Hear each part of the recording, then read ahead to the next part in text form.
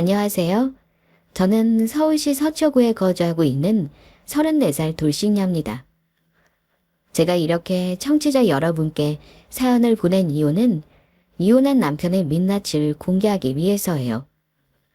저는 친정엄마의 사업으로 부유하게 지냈습니다. 남편은 그런 엄마의 밑에 들어가 모든 걸 물려받으려고 하다가 사업이 망하자 순식간에 돌변해버렸어요. 그리고는 당당하게 내연녀까지 집에 끌어들여서 제게 이혼을 요구했습니다. 아무것도 물려줄 게 없는 빈털터리니 그만 깨끗하게 포기하고 집에서 나가라더군요. 참 기가 차죠? 사업이 망했다고 저까지 망한 게 아닌데 말입니다. 엄마의 사업이 망하기 전 저는 미리 받아둔 게 있었어요. 나중에 그것이 크게 한 건 터뜨리면서 대박이 났는데 그걸 모르던 남편은 상간녀한테 빠져서 조강지처인 저를 버리려고 했습니다. 나중에는 상간녀한테 이용당해서 모든 걸 잃게 되자 다시 제게 찾아왔죠. 저는 그런 남편을 속 시원하게 뻥 차버리고 이혼했습니다. 그때 통쾌한 순간과 함께 찌질한 남편을 고발할게요. 그럼 제 이야기 시작하겠습니다. 저희 엄마는 작은 중소기업을 하나 운영하셨어요. 저는 엄마와 다른 길을 걷게 되었고 그곳에서 남편을 만나 결혼했습니다. 결혼하기 전에 남편은 정말 좋은 사람이었어요. 간도 쓸개도 다 빼줄 것처럼 저한테 헌신적인 사람이었습니다. 직장은 그저 그런 평범한 곳이었지만 그것만 빼면 모든 게 다 완벽했죠. 저는 사람을 볼 때 돈을 중요하게 보지 않습니다. 돈보다 사람 됨됨이야 인성을 제일 중요하게 보죠. 그걸 놓고 봤을 때 남편은 그게 부합된 사람이었어요. 그런데 결혼하고 나서 보니 제가 잘못 봐도 한참 잘못 봤다는 생각이 들었습니다. 어쩜 사람이 일이 확 바뀔 수 있는 거죠. 결혼하기 전에는 뭐든 해줄 것처럼 굴고 사랑꾼의 면모를 보였는데 결혼하고 나니 완전 딴판이 되었습니다. 아, 왜 또 그래? 뭐가 문제인데? 그걸 정말 몰라서 물어? 오늘 무슨 날이야? 오늘 금요일. 아, 누가 그걸 몰라서 물어보니? 오늘 우리 결혼 기념일이잖아. 어떻게 그걸 모를 수가 있어? 그것도 처음 맞이하는 결혼 기념일을. 아, 오늘이 결혼 기념일이야? 아이고, 난 또 뭐라고. 사람이 살다 보면 깜빡할 수도 있는 거지. 자기는 뭐 맨날 다 기억하고 살아. 그리고 내가 요즘 많이 바빴잖아. 거래처 문제로 머리 쥐어뜯어가면서 이러고 있는데 겨우 기념일 까본 거 가지고 이러고 싶냐? 겨우라니? 어떻게 말을 그렇게 할 수 있어? 자기 요즘 힘든 거 나도 알아. 근데 아무리 힘들어도 그렇지 처음 맞이하는 결혼기념일을 까먹으니까 서운한 건 당연하잖아. 나만 우리 결혼 챙기는 것 같고 나만 소중하게 생각하는 기분이라고. 솔직히 요즘 자기가 얼마나 변했는지 아니? 결혼 전에는 안 그러더니 왜 이렇게 나한테 무관심해?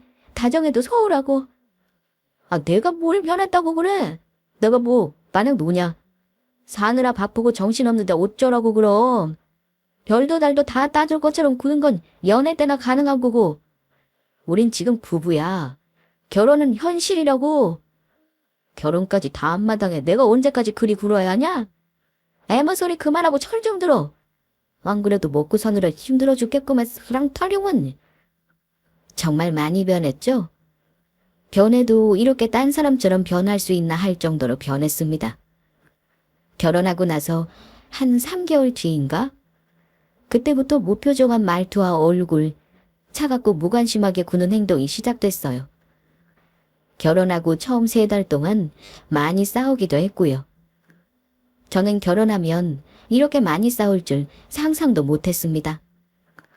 드라마 보면 달콤한 신혼생활 보내기 바쁘던데 우리는 신혼으로 달콤하게 보내기는커녕 싸운 날이 더 많았습니다.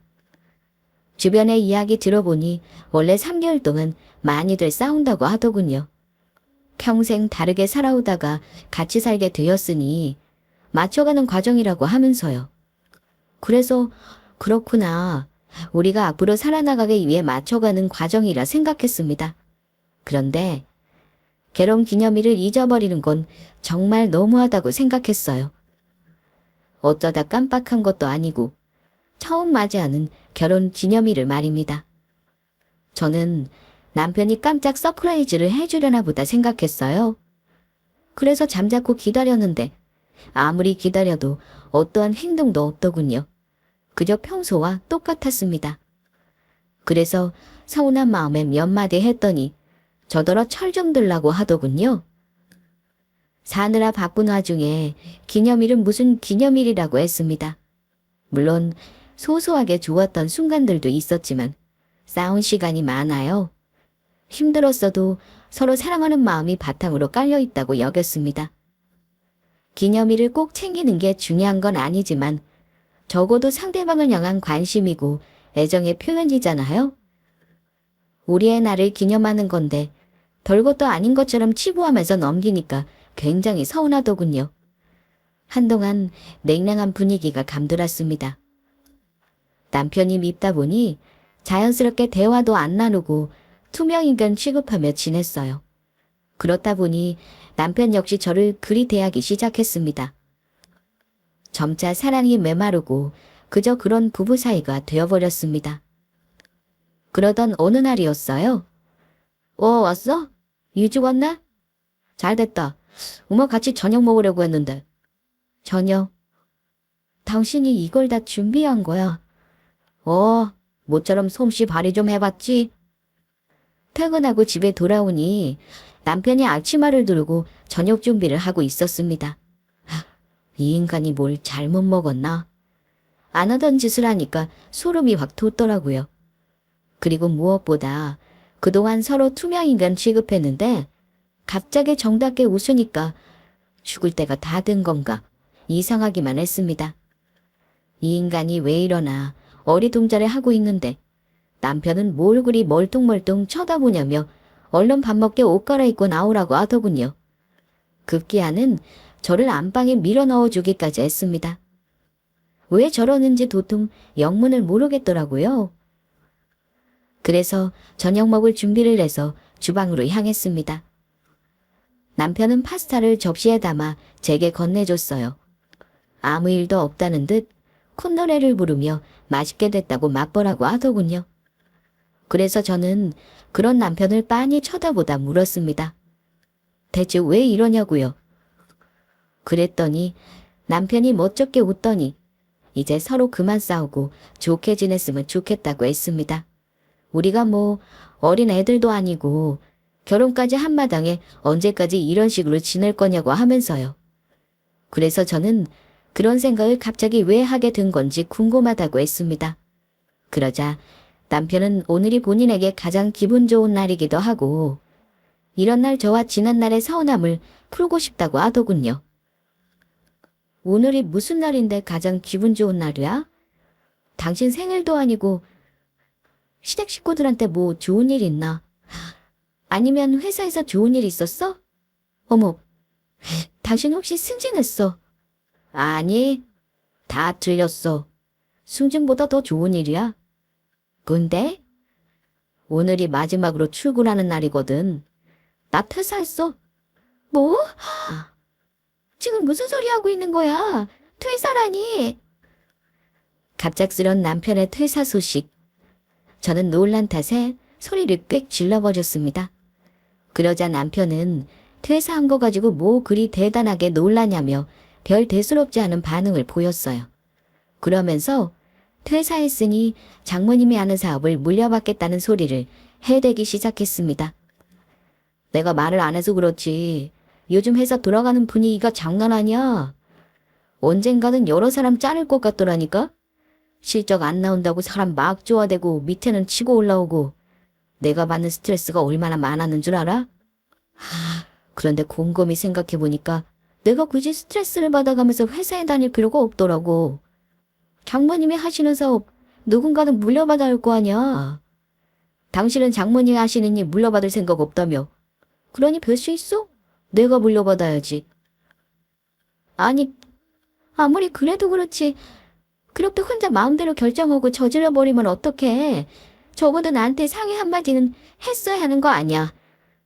그래서 지금 이렇게 상의하잖아. 이게 상의야? 통보하는 거지? 이미 물은 엎질러졌어. 먼저 말하든 뭐가 중요해. 앞으로 어떻게 할지 확실하게 보여주면 되지. 벌써 장모님께는 다 말씀드렸어.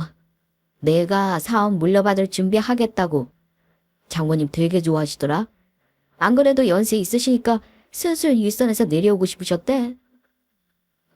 그렇습니다. 제가 결혼하고 나서 엄마는 이제 지친다며 그만 일을 내려놓고 쉬고 싶다고 하셨어요. 그러나 저는 엄마와 하는 일이 달랐고 남편 역시 그러해서 당장 물려주실 수 없었죠. 또 우리가 현재 하는 일을 존중해 주신 부분도 있었고요. 한 번은 엄마가 남편에게 본인 일을 물려받을 생각 없는지 물어보셨습니다. 딸인 제가 싫어하니 사위한테라도 물려주고 싶다고요. 그런데 남편 역시 저와 같은 생각으로 엄마의 일을 물려받고 싶지 않아 했습니다. 아이 장모님, 저 그런 일을 어떻게 해요. 먼지 풀풀 나는 공정일을. 저 그런 거 못해요. 장모님처럼 잘할 자신도 없고요. 직원들하고 같이 어울리면서 다 신경 쓰고 챙겨줘야 하는데 저는 절대 못합니다. 그럴 그릇도 안 되고 능력도 없어요. 그저 편하게 책상 앞에서 앉아서 키보드에 두드리는 게 제일 적성에 맞습니다. 저희 엄마가 하시는 일이 고되기는 합니다. 우리는 엉덩이 붙이고 앉아 머리 씨름하면서 키보드 두들기면 그만이지만 엄마는 이리저리 움직이고 몸으로 할 일이 많아요. 그렇다 보니 남편은 엄마의 사업을 물려받기 꺼렸습니다. 하나뿐인 딸과 사위가 모두 다른 길을 걷고 있으니 엄마도 크게 물려받으라고 강요하지 않으셨어요. 전적으로 우리의 일을 존중해 주셨습니다. 그런데 갑자기 태도를 바꿔서 엄마의 사업을 물려받겠다고 하니까 당황스러웠어요. 남편은 저보다 더 엄마의 일을 물려받기 싫어했습니다. 손에 흙이고 먼지 안 묻히고 깨끗하게 편히 일하고 싶은 사람이었으니까요. 갑자기 왜 생각이 바뀐 거냐고 묻자 남편은 엄마를 위하는 척 희생한다는 식으로 말했습니다. 장모님 연세도 있으신데 언제까지 그렇게 힘든 일을 하실 수 있겠어? 젊은 사이가 물려받아야지. 처음에는 힘들 것 같아서 하기 싫었는데 따지고 보니까 세상에 안 힘든 일이 어디 있겠어. 처음에만 힘들지 적응하면 또 괜찮아질 것 같고 아니면 내가 대표되어 내게 맞는 방식으로 시스템을 바꿔도 나쁘지 않겠다 싶더라고. 아무튼 장모님은 무조건 찬성하신다고 했으니까 그런 줄 알아. 내가 뭐 아무런 생각도 없이 무턱대고 관둔 줄 알아? 앞으로 어떻게 할지 다 생각해놓고 움직인다고. 회사를 관둬도 엄마의 사업을 물려받으면 되니까 문제 없다고 하더군요. 마음대로 결정하고 통보하는 게 기가 찼지만 엄마 일을 물려받는다고 하니 한편으로는 다행이라 생각했습니다. 엄마가 점점 힘에 부친다고 힘들어 하셨어요. 그렇다고 본인이 고생해서 일군 사업을 다른 사람 손에 맡기는 것도 꺼림칙해 하셨고요. 그걸 남편이 이어받는다니 엄마는 이제 일선에서 물러나 편히 쉴 수 있겠다고 생각했습니다. 다만 남편한테는 미리 상의하고 행동했으면 좋겠다고 말했어요. 사전에 상의도 없이 마음대로 저질러 놓고 통보하는 거 기분 나쁘다고 했습니다. 그러니 알겠다고 다음부터는 그렇게 하겠다고 하더군요. 저는 이왕 맡게 되었으니 한번 잘해보라고 했습니다. 사표 내고 엄마 회사 물려받는 일로 먼저 말을 걸어준 남편 덕에 우리 부부는 모처럼 오랜 침묵을 깨고 대화를 주고받을 수 있었습니다. 물론 먼저 말을 건 남편의 의도는 썩 좋지 않았지만 그래도 한편으로는 분위기를 전환할 수 있게 손을 내밀어 준 것 같아 좋기도 하더군요. 이번 일을 계기로 조금씩 관계를 회복해 나갔습니다. 남편은 남편대로 제게 사업적 조언을 얻었고 저 역시 남편을 챙기며 사업 물려받는 일을 도와줬어요. 남편은 엄마 밑에서 일을 배우며 사업 물려받을 준비에 한창이었습니다. 엄마는 그런 남편을 흐뭇하게 바라보시며 조금이라도 더 알려주고 챙겨주려 하셨죠. 그렇게 일선에서 물러설 준비를 차츰 하고 계셨습니다. 그러던 어느 날이었어요. 평화로운 시간을 보내던 중 다급한 엄마의 연락이 모든 걸 깨트리고 말았습니다. 공장이 다 넘어가게 생겼다는 충격적인 말에 이리고 나발이고 다 던져놓고 곧장 공장으로 향했어요. 엄마! 왔니? 뭐야, 공장 꼴이 왜 이래? 직원들은 다 어디 가고 엄마 혼자 이러고 있어. 엄마의 연락을 받고 공장에 도착해보니 놀라운 광경이 펼쳐져 있었습니다. 공장 바닥에 종이 조각들과 쓰레기들이 여기저기 떨어져 있었고 공장 기계들에는 빨간 딱지가 덕지덕지 붙어 있었습니다. 직원들은 코빼기도 보이지 않고 엄마 혼자 덩그러니 바닥에 앉아 계셨어요. 공장은 썰렁함과 고요함만이 감돌았죠. 대체 이게 어떻게 된 거야? 저 빨간 딱지들 다 뭔데? 다 끝났어. 글쎄 이 공장이 넘어간다는구나. 직원들 월급도 밀리고 다들 고소한다고 난리도 아니야. 이 일을 어쩌면 좋니? 내가 어떻게 세운 공장인데 하루아침에 이럴 수가 있어. 엄마 진정해. 다 끝난 사람처럼 왜 이래? 어떻게든 방법이 있을 거야. 그나저나 그 이는 어디 갔어? 김서방은 입에 올리지도 마라. 그럼 때문에 자식 같은 내 공장에 이 꼴 난 거니까. 뭐 그 일 때문이라니 그게 무슨 말이야? 당장 김서방한테 전화 좀 해봐. 하늘로 솟았는지 땅으로 꺼졌는지 도통 연락이 안 돼. 일하느라 연락이 안 되겠지. 그 일 출장 갔잖아. 며칠 걸린다고 했는데. 아이고 세상에. 출장은 무슨 출장.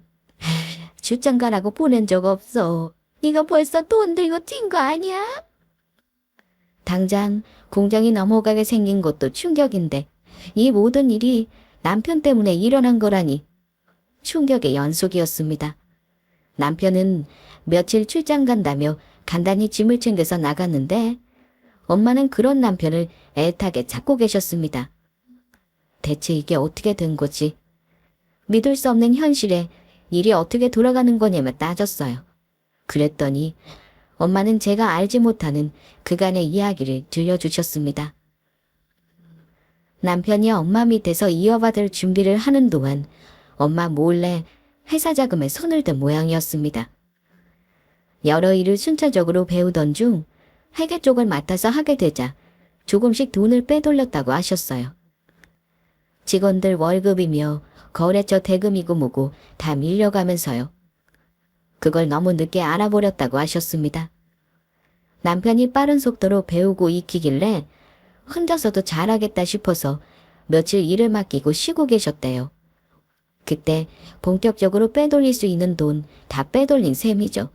심지어 공장 격리까지 이 일에 가담한 것 같다고 하셨습니다. 그렇지 않고서야 남편 혼자 이 많은 돈을 다 빼돌릴 수 없다고 하셨어요. 남편도 그렇고 격리조차 무단결근에 연락도 안 되는 거 보면 둘이서 같이 공모해서 일을 저지른 것 같다고 하시더군요. 그 말을 듣고 머리가 새하얘지는 것 같았습니다. 떨리는 손으로 덜덜거리면서 핸드폰을 꺼냈고 남편에게 전화를 걸었어요.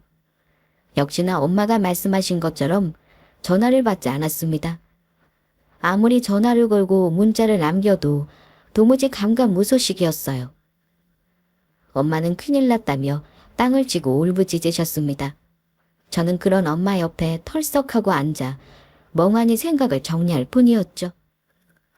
그래요.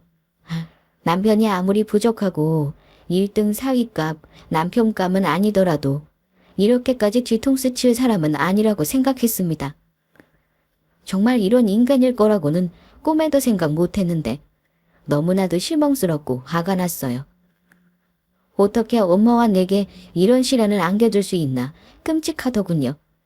그래서 서둘러 정신을 차리고 일어났습니다. 우리 두 모녀를 기만한 남편을 생각하니 잠자코 있을 수 없겠더라고요. 그래서 우선 엄마를 집에 데려다 드리고 곧장 경찰서로 향했어요. 엄마한테 들은 이야기를 토대로 사건을 의뢰했고 연락 안 되는 남편을 제발 좀 찾아달라고 간곡히 부탁했습니다. 아무것도 못하고 경찰의 연락만 기다렸어요. 정말 하루하루 피가 마르는 고통이더군요. 그렇게 며칠이 흘렀습니다. 그토록 애타게 찾던 남편이 드디어 모습을 드러냈어요. 그것도 제 발로 현관문을 열고 집에 들어오더군요. 그것도 뭐가 그리 좋은지 싱글벙글 웃으며 때깔도 좋아 보였습니다. 그런데 남편 뒤에 한 여자가 뒤따라 들어왔어요. 뭐지 싶어 남편에게 잡히는 대로 물건을 집어던졌습니다. 그리고 씩씩거리며 물었어요. 출장 간다고 거짓말하고 그동안 어디서 뭐 했어? 엄마 일은 대체 뭐야? 뭐랑 어떻게 한 거냐고. 공자는 당장 넘어가게 생겼지. 당신은 연락 한 통 안 되지. 엄마가 그러더라. 당신이 돈 빼돌렸다고. 그래서 나 경찰서에 당신 좀 찾아달라고 신고까지 한 상태야. 그런데 꼴이 이게 뭐니? 난 도대체 어디 가서 뭘 하나. 하루하루 피가 마르는 기분으로 살았는데 당신은 팔자 좋았나 보다. 나랑 달리 때깔이 좋네. 아유, 쫑알쫑알 귀 아파 죽겠네. 뭐가 그렇게 할 말이 많아. 대충 아는 거 아니야. 여태 기분 좋았다가 네 얼굴 보니까 팍 상한다. 네 엄마한테 들었을 거 아니야. 공장 왜 넘어가게 생겼는지 다 알면서 뭘 물어. 그럼 정말 당신이 한 짓이라는 거야. 그래, 내가 그랬다 왜? 너 미쳤니? 어떻게 엄마랑 나한테 그럴 수가 있어? 엄마가 널 얼마나 믿고 의지하셨는데 사람 뒤통수를 칠 수 있냐고. 그럼 어떡해? 아무리 생각해도 그딴 조잡한 일 하기 싫은걸. 나는 그냥 편하게 놀고 먹으면서 돈이라 펑펑 쓰고 싶다고. 그래서 나름대로 이런 판을 준비했지. 그래, 잔머리 한번 제대로 굴렸네. 엄마한테 들어보니까 너 뒤로 많이 빼돌렸다며? 엄마가 힘들게 이렇게 내서 저 지경으로 만드니까 좋니? 네가 어떻게 우리한테 이럴 수 있어? 엄마가 널 얼마나 믿고 신뢰하셨는데 애초에 이럴 작정이었지? 그래서 갑자기 회사 그만두고 나한테 열심히 일 배우는 척했던 거잖아. 이렇게 뒤통수 치려고. 뭐, 애초에 계획했던 건 아니고 살다 보니까 이렇게 된 거지. 이건 진심이야. 정말 처음부터 이러려고 작정한 건 아니었어. 그 말을 나더러 믿으라고. 됐어. 됐고. 너 지금 당장 그 돈 다 내놔. 너 때문에 엄마가 입은 피해가 얼마나 큰 줄 알아? 얼른 제사지를 다 돌려놓으라고. 내가 왜? 준 거 있어. 이야, 내가 돈 빼돌리면서 증거 하나는 기가 막히게 다 지웠거든. 이중장부까지 써가면서. 그러니까 꼼게. 나한테 들어온 돈 1원 한 장도 못 찾아가니까. 그러고. 뭐 그래도 너한테는 안 된 일이라 생각해. 그래도 후회는 없다. 한 번 사는 인생, 나도 내가 원하는 대로 폼나가 살고 싶어. 그래서 뒤통수 친 돈으로 폼나게 살아보겠다고? 네가 그러고도 인간이야? 증거가 없긴 왜 없어. 내가 어떻게든 밝혀낼 거야. 네가 했었던 몰래 빼돌린 증거 어떻게든 찾아낼 거라고. 세상에 영원한 비밀이 있는 줄 아니. 완전 범죄란 없어. 살인자도 수사하면 다 잡혀가는 마당에 네가 무슨 수로 발뺌할 건데. 그래, 어디 마음대로 해봐. 그래봤자 시간 낭비에 돈 낭비하는 건 너랑 장모님이니까. 그나저나 돈은 있니? 날 상대로 싸우려면 변호사부터 구해야 할 거 아니야. 돈이 꽤 많이 들 텐데. 참, 위자료도 준비해야 될걸? 위자료? 회사 그 지경으로 만들어 놓고 위자료까지 챙기시게. 챙길 수 있는 거 다 챙겨야지. 네 엄마 회사도 망한 마당에 시간 끌고 뭐 있냐. 우리 이혼하자. 그래도 예정으로 위자료는 적당히 챙겨갈게. 위자료는 내가 받아야지. 네가 뭔데 위자료를 운운해. 그런가? 그래, 좋아. 그럼 위자료 없이 깔끔하게 도장 찍고 이혼하자. 어차피 이 돈이면 위자료 받은 거나 다름없으니까. 참, 인사해. 여긴 내가 재혼할 사람. 남편은 뒤에 있던 아가씨를 제게 보여주며 인사시켰습니다. 우리 집에 따라 들어오길래 서로 보통 사이가 아니구나 예상은 했어요. 그러나 이게 일반적인 행동은 아니잖아요? 우리 집은 쑥대밭으로 만들어 놓고 당당히 내연녀까지 집에 데리고 들어온다는 게 경악스러웠습니다. 그런데 여기서 더 소름 끼치는 건 저 여자가 저희 엄마 공장 경리라는 거예요. 이제야 퍼즐이 딱딱 맞춰지네. 쟤랑 짜고 그 많은 돈을 빼돌릴 수 있었구나.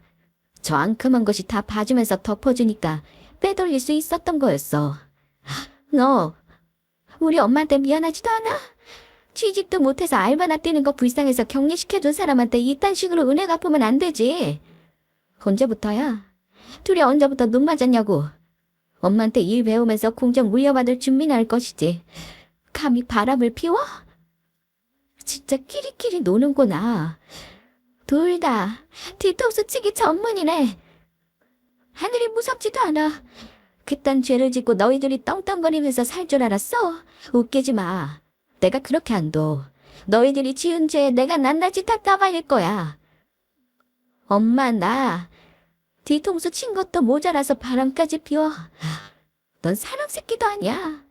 조강 지쳐 줘버리고 장모님 등쳐먹은 놈이 뭐 좋다고 만나니. 너도 그래. 격리나면서 너 같은 놈 살살 꼬셔 돈 빼돌리게 도운 전형이 뭐가 좋다고 만나니. 이런 걸 두고 천생연분이라고 하는 건가. 그래. 어디 한번 둘이 잘해봐. 내가 장담하는데 너희 같은 것들은 나중에 서로 등쳐먹으려고 할걸. 아이고, 걱정까지 해주고 눈물겹네. 이럴 시간 없을 텐데. 공장이며 집이며 다 넘어갈 판이잖아. 이렇게 한가하게 훈수도도득. 우리 일은 우리가 알아서 할게. 네가 그렇게 악담한다고 우리 사이 절대 갈라지지 않아. 서로 많이 사랑하고 있거든. 네 말대로 이제야 제대로 된 인연을 만난 기분이야. 이제 와서 말하는데 넌 내 스타일 아니거든. 처음에는 조신해서 여자다운 맛이 좀 있었는데 살다 보니까 재미없더라. 난 이렇게 매력 텅텅 넘치는 여자가 좋거든. 이제 그만 비키지? 우리 바쁘거든. 집만 챙겨서 깔끔하게 나갈 테니까 더 이상 서로 터치하지 말자고. 나가기는 어딜 나가. 우리 엄마 돈 내놓으라고. 내놓고 나가. 아이, 귀찮 껴지 말고 저리 꺼져. 남편은 저 하나쯤 가소롭다는 듯 밀치고 제 짐을 챙기기 바빴습니다. 그런 남편에게 안간힘으로 매달려봤지만 꿈쩍도 하지 않더군요. 바닥으로 내팽개치듯 넘어진 저를 내연녀가 깔보듯 쳐다봤습니다. 그리고 웃긴다는 듯 비식 웃어 보이더군요. 이때 제 자존감은 한없이 밑바닥으로 가라앉는 기분이었어요. 남편은 그런 제 마음은 조금도 관심 없다는 듯 여유롭게 휘파람을 불었죠. 그리고는 필요한 짐을 챙겨서 내연녀의 어깨에 팔을 두르고는 사라졌습니다. 이날부터 저는 남편을 향한 분노로 제대로 된 잠을 못 이루었어요.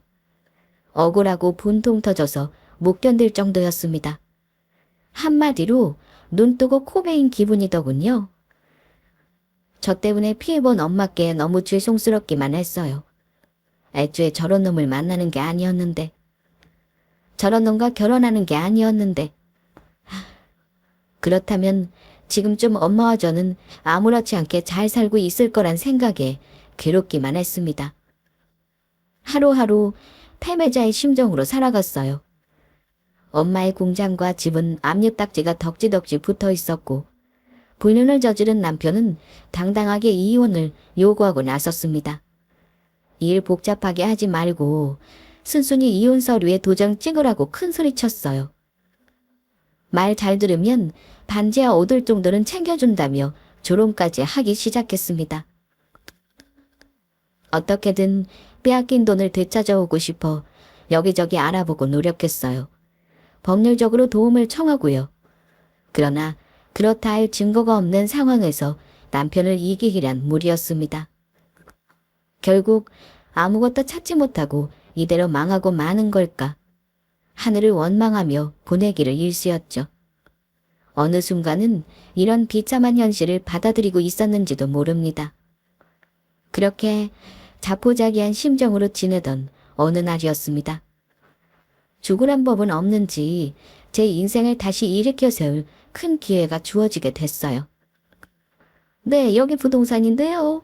소유하고 계신 땅을 인수하고 싶다는 기업이 있어서요. 생각 있으시면 좀 연결해 드릴까 하는데 어떠세요? 네. 땅이요. 하루하루 죽은 듯 지내는 제게 한 줄기 빛과도 같은 전화였습니다. 대체 무슨 땅이냐고요? 생각해보니 저는 엄마한테 물려받은 땅이 하나 있었습니다. 시간을 거슬러 엄마 공장에 압류딱지가 붙기 정확히 2달 전, 엄마가 제게 땅을 하나 물려주시겠다고 했습니다. 갑자기 무슨 땅을 물려준다는 거야? 엄마한테 땅이 있었어. 예전에 사둔 땅이야.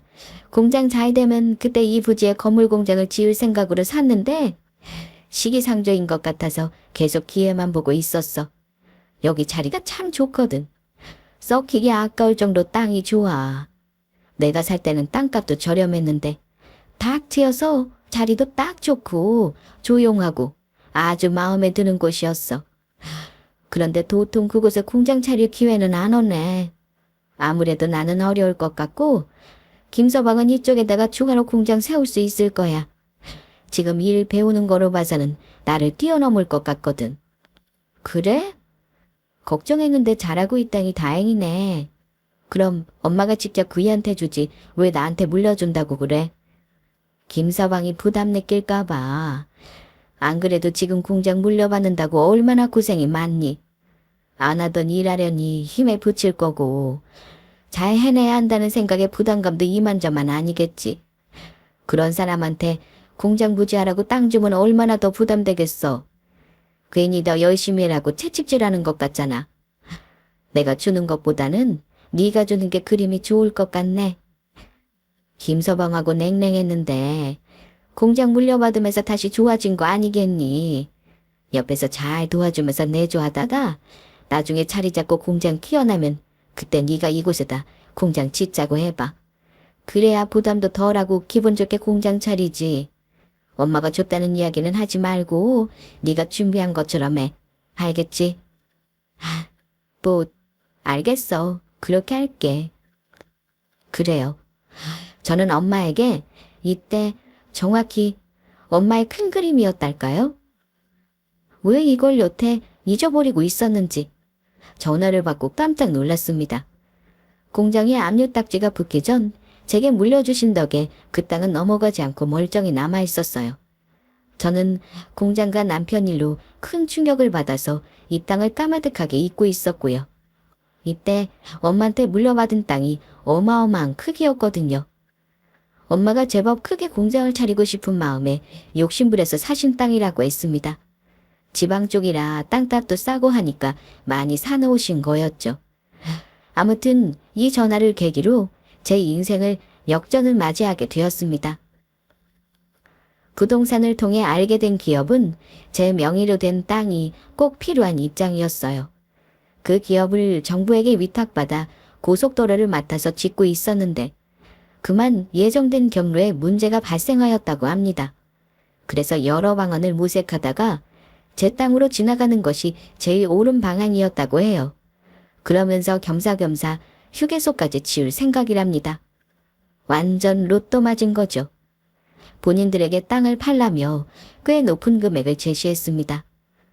처음 엄마가 땅을 산 금액보다 무려 30배 더 높았어요. 이대로 죽으란 법은 없나 봅니다.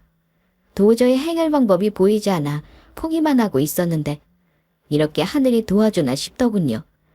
그 인간 보란 듯이 다시 일어설 수 있다는 생각에 기쁨의 눈물이 흘렀습니다. 무릎을 꿇고 하늘을 보며 감사하다는 인사만 연거푸 한 것 같아요. 엄마와 함께 부둥켜 안으며 이제 우리 살았다고 안도의 한숨을 쉬었습니다. 그리고 저는 그 기업에 큰 돈을 받고 땅을 팔았어요. 땅을 처분한 뒤 얼른 넘어간 공장부터 되찾았습니다. 그리고 엄마에게 힘을 보태며 최선을 다해 공장 복구에 힘썼어요. 돈이 많이 생기니 공장을 되찾는 것도 떠나던 직원들과 거래처를 얻는 것도 막힘없이 진행되더군요. 그러면서 남편과의 이혼도 확정지었고요. 미치도록 괘씸하고 천벌을 주고 싶은 인간이지만 어찌나 교묘하던지 회사 돈을 빼돌린 증거가 하나도 없었습니다. 다 엄마한테 뒤집어 씌워놓은 흔적들만 남아있었죠. 어차피 땅 팔아서 다시 돈도 생겼으니 더 이상 그런 놈과 씨름하기 싫어서 그냥 이혼해버렸습니다. 네가 얼마나 잘 사나 죽을 때까지 지켜본다는 말과 함께요. 그렇게 이혼한 뒤 3개월 동안 정말 미친 듯이 공장 복구만 생각하고 달렸습니다. 점차 공장은 안정화되었고 등 돌렸던 거래처와 직원들을 되찾아오면서 다시 예전의 모습을 찾아갔어요. 저는 기존 일을 그만두고 엄마를 도우려고 공장 일을 배우고 있었죠. 제가 미친 듯이 매달리고 붙으니까 한창 때 벌던 것보다 더 많이 벌었습니다. 노력은 배신하지 않는다고 하는 말이 정말인가 봐요. 그만한 성과를 눈으로 보여줬습니다. 그렇게 우리 모녀는 더 승승장구하며 지내게 됐어요. 그러던 어느 날 공장 앞에 허름한 차림의 노숙자가 기웃거리는 걸 보게 되었습니다. 뭐지 싶어서 보고 있던 차에 배고파서 그러나 계속 기웃거리는 게 눈에 거슬려서 먹을 거 뭐라도 주고 보내야겠다 싶어서 간식용 과자를 챙겨 나갔어요. 저기 배고프시죠? 이것 좀 드세요. 이것은 먼지 많이 날리니까 여기서 드시지 마시고 저쪽에 가서 드시고요. 다른 쪽으로 가라는 말과 함께 간식 과자를 건네자 노숙자는 숙이고 있던 고개를 슬며시 들어 저를 쳐다봤습니다. 그리고는 덥석 제 손을 잡더니 웃기 시작하더군요. 네, 맞아. 긴가민가 했는데 역시 당신이 맞았어. 어머, 이거 왜 이래요? 나요. 여보, 나야, 나. 내가 이런 차림으로 나타나서 못 알아보겠지? 당신이라고. 그저 먹을 거나 구걸하는 노숙자인 줄 알았는데 귀에 익은 음성과 얼굴에 깜짝 놀라고 말았습니다. 그건 다름 아닌 이혼한 전 남편이었어요. 아니, 우리 엄마 돈 몰래 빼돌려서 잘 먹고 잘 살고 있을 줄 알았더니 꾀재재한 몰골에 당황스럽더군요. 그래서 어떻게 된 거냐고 묻자 남편은 눈물을 글썽이면서 지난 이야기를 들려주었습니다. 그 불려우한테 깜빡 속에서 다 떨렸지. 글쎄 그게 보통이 아니더라니까? 내가 빼돌린 돈을 야금야금 자기 쪽으로 돌리게 만들어서 하루는 다 들고 튀어버렸어. 나 정말 미쳤는데 그렇게 내 뒤통수 칠 줄은 꿈에도 생각 못했다. 그래서 어디 갈 곳도 없고 돈도 없고 이렇게 노숙자 생활한 지 좀 됐어. 그러다 옛날에 장모님이 운영한 공장이 보이길래 어떻게 됐나 궁금해서 한번 와봤는데 오긴 잘했지. 이렇게 당신을 다 만나게 되고 나는 다른 사람한테 공장 넘어간 줄 알았어. 그런데 뭐가 어떻게 된 거야? 당신이랑 장모님 아직도 공장 운영한 거야? 어찌가 그럴 수가 있지? 분명 내가 돈 낼 만한 건 다 빼돌렸는데. 그러니까 네가 다 빼돌린 탓에 넘어갈 뻔했는데 겨우 건졌어. 죽으란 법은 없더라고. 하도 억울해서 하늘에 소리쳤더니 넘어가지 않게 도와주시더라. 공장 넘어가기 전에 엄마가 사나운 땅이 하나 있었거든. 어떤 기업이 그 땅을 사고 싶다고 30배나 더 쳐줬어. 그걸로 공장 임명 오며 다 복구시켰고 지금은 전보다 더 잘 굴러가. 그나저나 이렇게 만날 줄은 생각도 못했다. 잘 지내고 있는 꼴은 생각하기도 싫었는데 이런 모습으로 나타나서 놀랐지만 그래도 기분은 좋네. 마땅히 바다에 벌 받은 것 같아서. 그래. 맞아. 나 정말 있는 벌 없는 벌 다 받았어. 그동안 팔자에도 없는 노숙자 생활하면서 얼마나 비참했는지 몰라. 그런 날 하늘이 가엾게 여기셨나 봐. 이렇게 여기서 당신을 만나게 해주시니 말이야. 그래서 좋니? 나만 나면 뭐 해결될 줄 아나 보네? 꼼깨. 내가 너한테 해줄 수 있는 건 잘 살고 있다고 떵떵거리는 모습 보여주는 것밖에는 없어. 아이, 여보, 그러지 말고 비록 안 좋게 헤어졌지만 나 당신 생각해서 위자료 안 받았잖아. 반지에 얻을 만큼 돈도 따로 챙겨줬고. 너무 그렇게 나 미워하지 마라. 옛적을 생각해서 나 좀 받아주면 안 될까? 여기 뭐 일 도와줄 거 없어? 나 힘쓰는 거 일 잘해. 시켜만 주면 열심히 할게. 그냥 여기 공장 구석에서 먹고 재워지기만 하면 되는데 어떻게 좀 안 될까? 이래서 죄짓고는 못 산다더니 어떻게 네가 이런 꼴로 내 앞에 나타날 수가 있을까? 그러지 말고 잠시만 기다려 볼래? 이렇게 만난 것도 인연인데 내가 뭐라도 더 챙겨주고 싶어서. 그럼 나 여기서 기다리고 있을게. 한이 다녀와. 남편은 뭐가 그리 좋은지 싱글벙글 웃어댔습니다. 저는 그런 남편을 보고 씩 웃은 뒤 공장 안으로 들어가서 엄마에게 이 사실을 말씀드렸어요. 그러자 엄마는 노발대발 하시더니 저와 함께 대접에 소금을 가득 담았습니다. 그리고 엄마는 공장 앞에 서 있는 남편을 보자마자 바로 돌진해서는 소금을 있는 대로 뿌려대기 시작했습니다. 이 재수 없는 놈, 여기가 어디라고 감히 니까지 얼굴을 들이밀어. 쫄딱 망했다며? 그년이 돈 다 채가고 남은 네 몸뚱이밖에 없냐? 그거 잘됐다. 내가 매일같이 하늘에 밀고 또 밀었어. 너 같은 놈 꼭 천벌받게 해달라고. 그만하세요. 아파요. 내가 왜 네 장모야 이놈아. 그딴 소리 집어치워. 엄마랑 저랑 번갈아 가면서 있는 대로 소금을 뿌려대니까 남편은 여기저기 도망다니다가 결국 다른 쪽으로 사라졌습니다. 우리는 꽁무니 빠지게 도망가는 남편 뒤로 다시는 찾아오지 말라고 으름장을 놓았고요.